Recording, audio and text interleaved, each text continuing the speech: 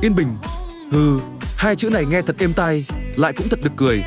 Trong thế giới này, có thứ gì là thật sự yên bình? Từ khoảnh khắc ta chào đời, vận mệnh đã không cho ta cơ hội lựa chọn. Người nói sống trong yên bình là hạnh phúc, nhưng có ai từng hỏi yên bình ấy đổi lấy bằng bao nhiêu máu và nước mắt, bao nhiêu âm mưu ngầm chảy dưới mặt hồ tĩnh lặng ấy?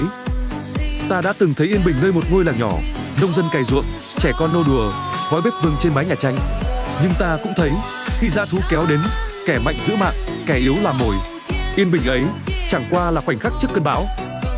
Ngươi hỏi ta có khao khát yên bình không ư? Có. Nhưng yên bình trong mắt ta là khi không còn kẻ nào dám đe dọa ta, là khi quyền thế trong tay, sinh tử do ta định đoạt, là yên bình được xây bằng nền móng của tuyệt đối sức mạnh. Vậy nên đừng đem mộng tưởng yên bình đến trước mặt ta. Nếu muốn giữ lấy nó, trước hết hãy học cách giành lấy nó bằng chính tay mình.